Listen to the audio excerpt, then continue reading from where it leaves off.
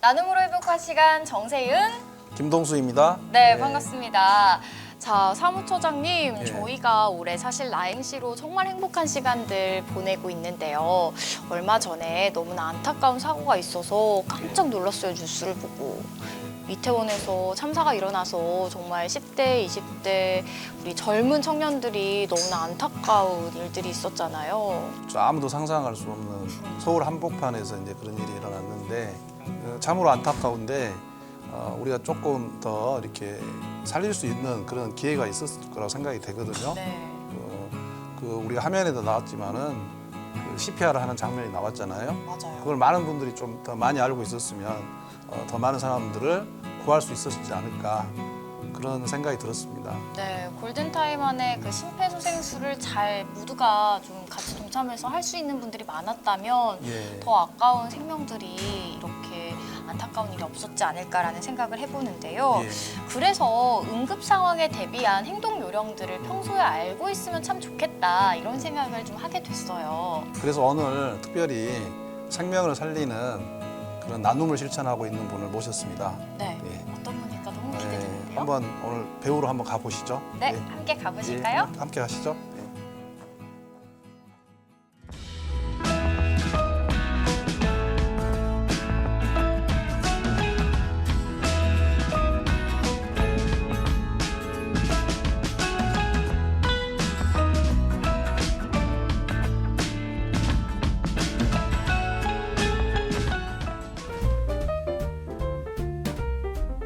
안녕하세요. 안녕하세요. 저도 네, 보시고 안녕하십니까.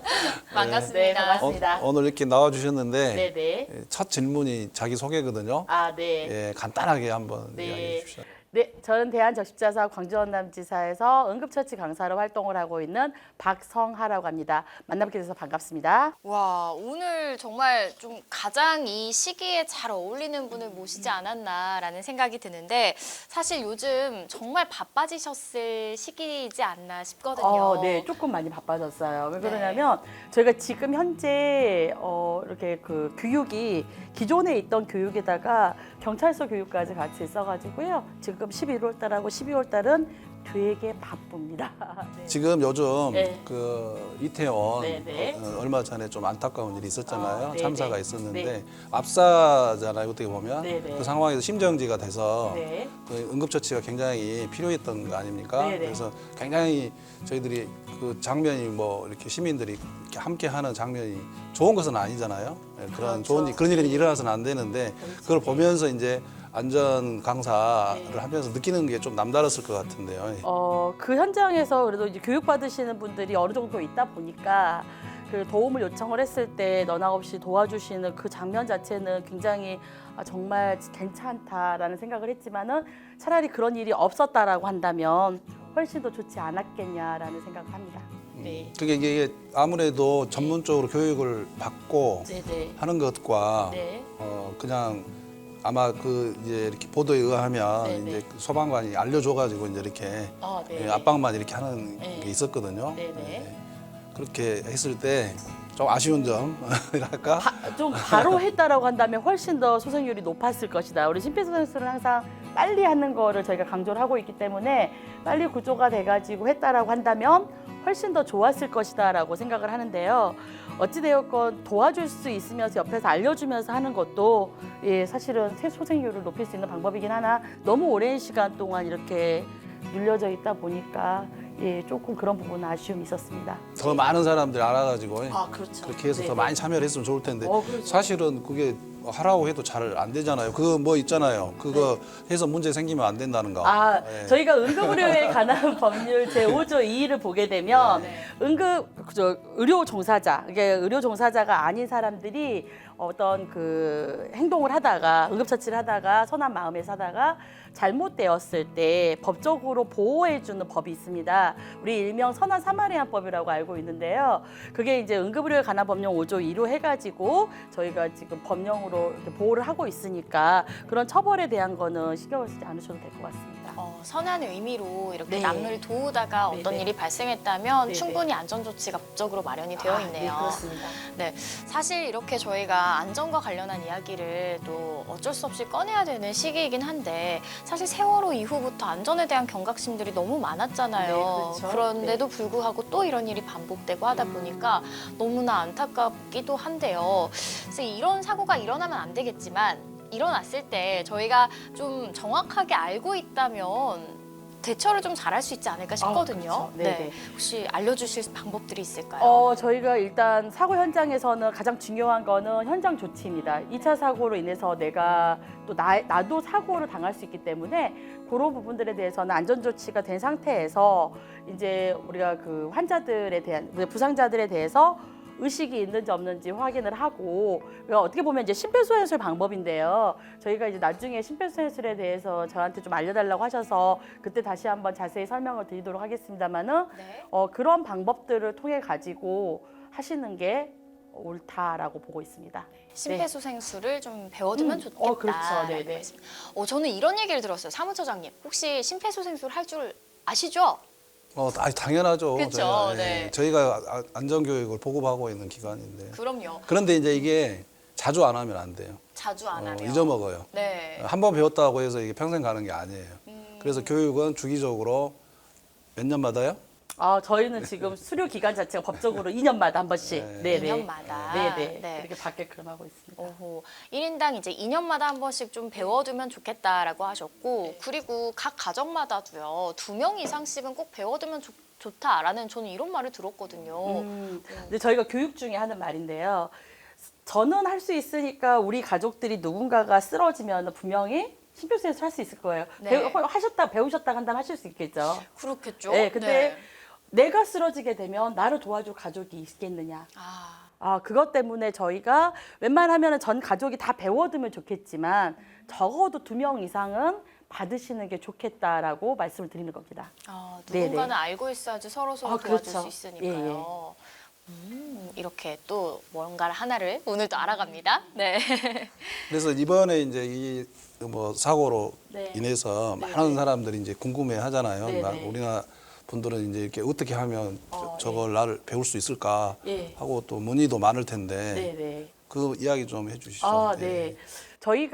저는 이제 적십자사에서 활동을 하고 있기 때문에 적십자를 기준으로 말씀을 드린다라고 한다면 대한적십자사 홈페이지에 보게 되면 저희가 교육 신청란이 있어요. 근데 이 교육 신청란에 들어가시게 되면은 각 지사별로 해당 지사에서 해당 지역에 해당되는 지사에서 교육들을 열어놓습니다. 그래서 그 교육을 신청을 하셔가지고 교육 받으시면 됩니다. 이건 이제 상설 교육에 해당되는 것들이고요. 주기적으로 저희 그걸 하고 있으니까 실제 거기 신청을 하셔서 접수하신 다음에 교육을 받으시면 됩니다. 신청이 막 2배로 막 늘었습니까?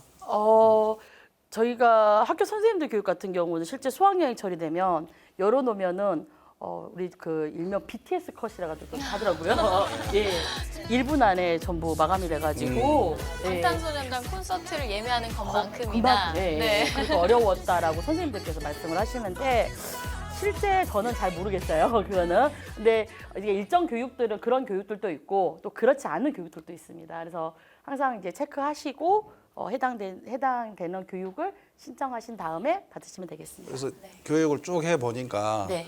한 20년 하셨잖아요. 저는 이제 올해 18년째. 네. 뭐 20년 아직 안 됐습니다. 거의 네네. 직원입니다. 그런데 이제 네. 시간을 내서 네. 자기 본업을 또 하면서 네, 네. 보통 우리 강사님들이 네. 그런 활동을 하시잖아요. 네, 네. 예. 그래서 재능 기부라고 보시면 됩니다. 네. 네. 그래서 이제 그런 활동에 대해서 이제 많이 하고는 있는데 아까 그 이런 사고가 나면 또 부족하다는 생각이 들잖아요. 그렇죠. 네. 네. 그래서 이제 그렇게 강사 활동을 하면서 조금 더 이렇게 우리 그 CPR 응급처치 교육이 좀 확대됐으면 하는 어떤 식으로 확대됐으면 좋겠다 이런 생각을 좀 해보셨을 것 같은데요.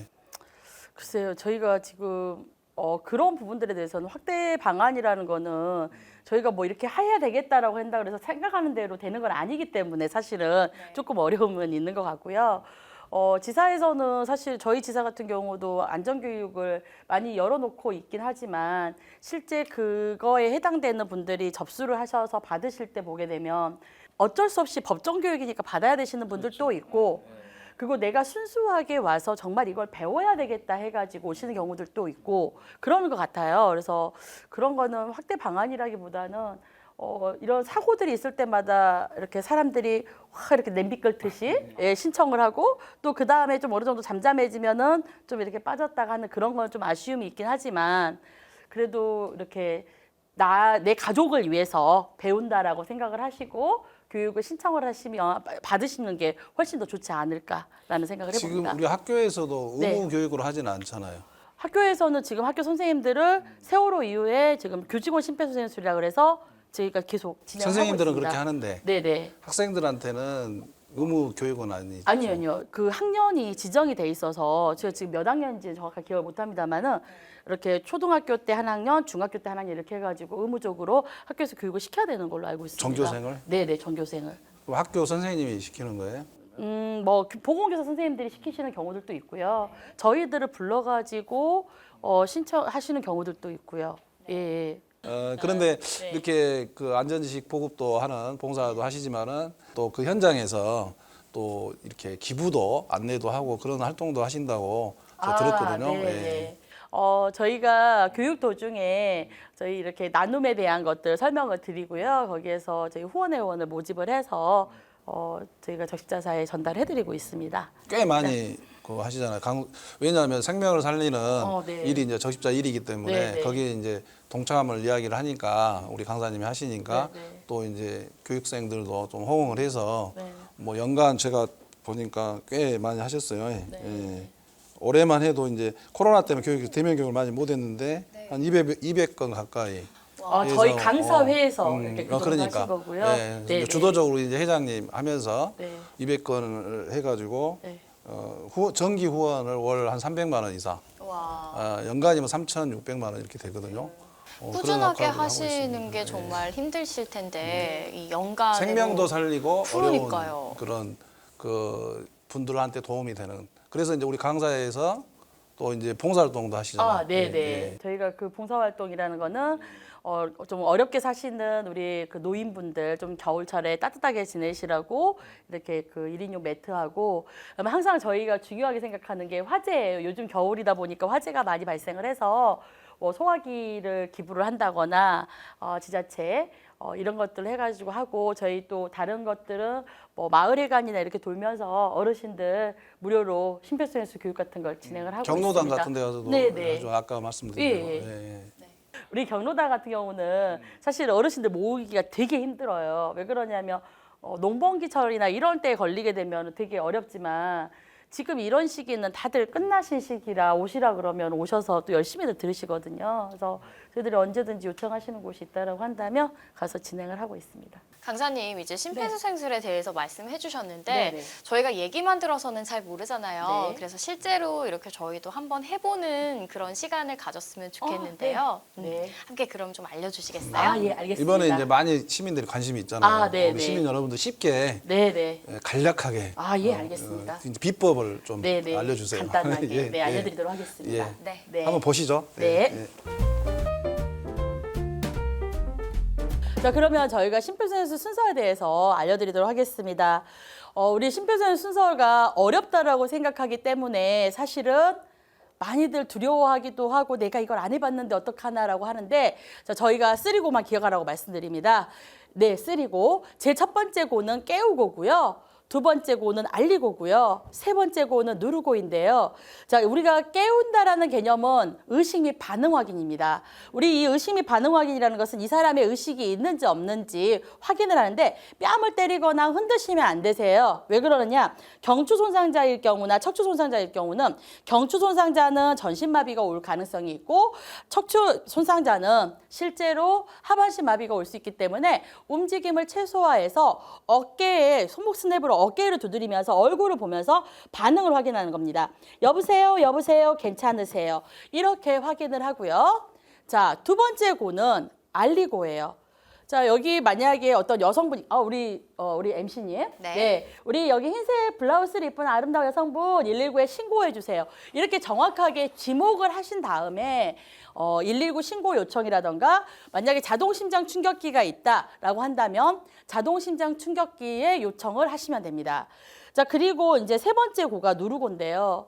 알렸다 그래서 바로 누르시면 안 돼요. 중요한 거는. 무슨 말이냐? 우리가 무의식 상태에서는 실제로 의식이 없을 때는 호흡이 있느냐 없느냐를 판단을 해야 됩니다. 그래서 깨우고 알리고 누르고 해서 알리고와 누르고 사이에 호흡 확인을 하시면 되는데요. 호흡 확인은 내 눈의 시선으로 부상자의 얼굴, 가슴, 배를 5초 이상, 10초 이내로 확인을 하시면 됩니다. 그래서 저희가 눈으로 천천히 얼굴부터 시작해서 5초간 배로 내려가셨다가 6초부터 해서 10초간 올라오시면 돼요. 그래서 이렇게 진행하시면 됩니다. 하나, 둘, 셋, 넷, 다섯, 여섯, 일곱, 여덟, 아홉, 열. 이렇게 해서 호흡이 없는 게 판단이 되면은 이제 가슴 압박을 시작을 하면 되는데요. 실제 가슴 압박의 위치를 예전에는 유두선상의 가운데를 압박을 하라고 했지만 지금 현재 가이드라인상에서는 가슴뼈 아래에 2분의 1 지점을 압박을 하라고 하고 있습니다. 그래서 제가 잠깐 옷을 벗겨서 어디를 압박을 해야 되는지 알려드리도록 할게요. 자, 우리 예전에는 실제로 젖꼭지와 젖꼭지 사이에 선상을 그어서 이 가운데를 손꿈치로 압박을 하라고 얘기를 했었어요. 근데 지금은 이렇게 하지 않고 있고요. 우리 여기 쇄골이, 빗장뼈라고 얘기를 하죠. 빗장뼈에 움푹 들어간 부분부터 명치까지를 반반을 나눕니다. 반을. 그래서 가슴뼈, 이걸 가슴뼈라고 하는데요. 이 가슴뼈의 위쪽이 아니라 아래쪽의 2분의 1 지점. 이 위치를 압박을 하시면 되는 겁니다. 그래서 압박 위치가 올해 이제 저희가 가이드라인상에서 바뀌었기 때문에 이 바뀐 위치로 한다라고 한다면 저희가 만나는 점, 이게 쇄골이 움푹 들어간 부분과 명치 부분을 찾아서 반반이 걸리게 해서 위에 쪽을 떼고 여기 이 부분 있죠. 그 아래에 절반이 되는, 이 절반이 되는 거는 내가 손으로 이렇게 해도 되고요. 만나는 점을 찾아서 하셔도 돼요. 자, 그렇게 해서 손꿈치를 올려놓으시고 이 팔을 부상자와 수직이 되게 하신 다음에 자, 이 팔을 기준으로 양 무릎은 어깨 너비만큼 벌리셔서 이 상태에서 압박을 하는데 압박을 하실 때 중요한 거는 5cm를 압박을 하되 6cm를 넘어가지 않게끔 하고 있습니다. 그래서 5cm라는 거 기억을 해주시고요. 빠르기는 분당 100에서 120회 빠르기로 해가지고 압박을 하는데 압박을 하실 때 보면 얼굴을 보고 하시는 경우들이 많이 있어요. 근데 얼굴을 보시게 되면 몸이 틀어지게 됩니다. 그래서 항상 시선은 내 손등을 보시고 압박을 하시면 됩니다. 그래서 저희가 압박을 하는 거 시범을 보여드리도록 하겠습니다. 하나, 둘, 셋, 넷, 다섯, 여섯, 일곱, 여덟, 아홉, 열, 열하나, 열셋, 열넷, 열다섯, 열일곱, 열여덟, 스물, 스물하나, 스물둘, 스물셋, 스물다섯, 스물여섯, 스물일곱, 스물여덟, 스물아홉, 서른.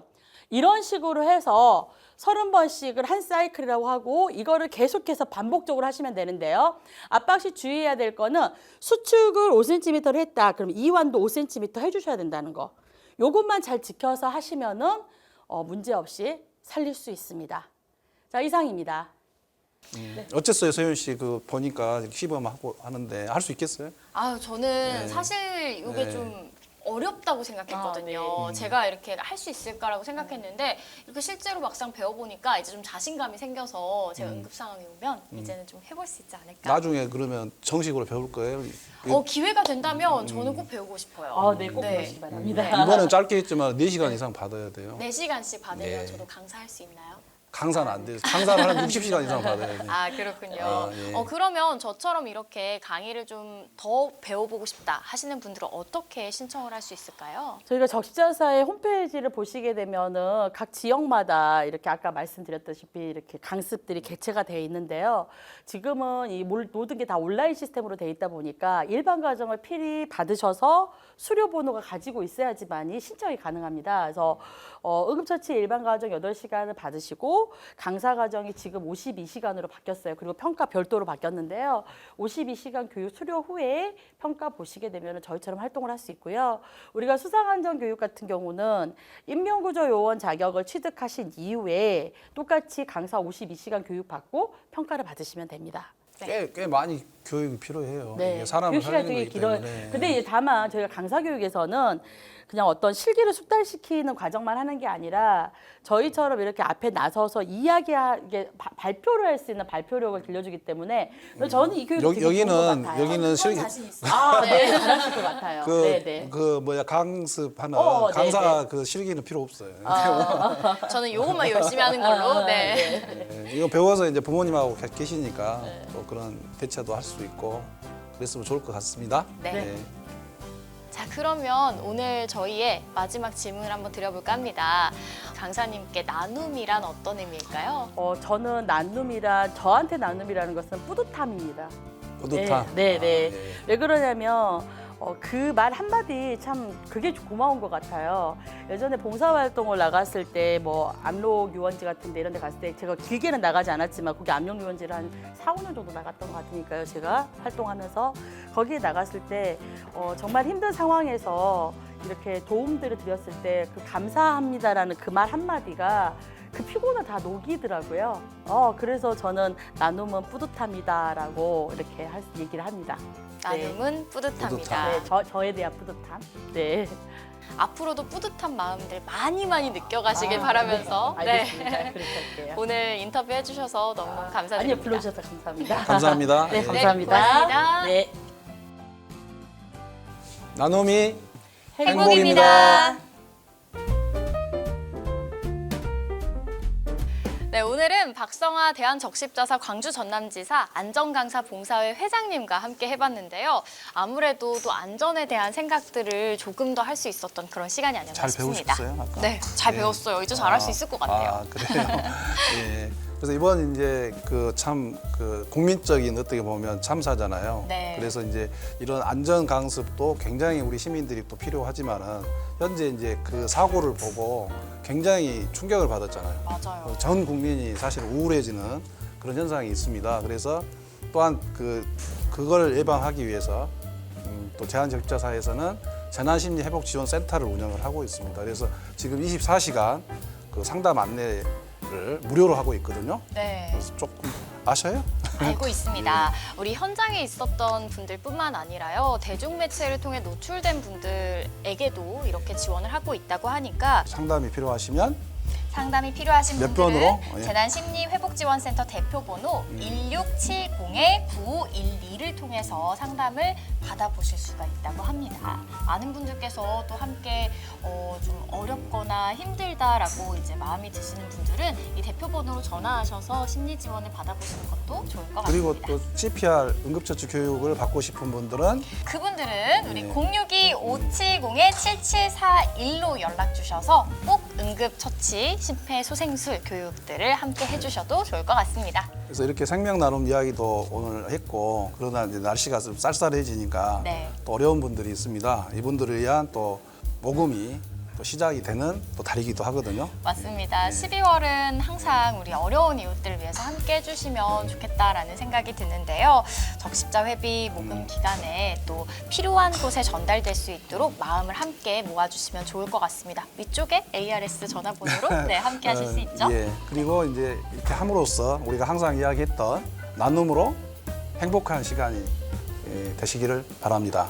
네, 나행시 오늘 나눔 이야기는 여기서 마치겠습니다. 저희는 다음 시간에도 따뜻하고 행복한 이야기로 찾아오겠습니다. 지금까지 정세윤, 김동수였습니다. 다음 시간에 또 만나요.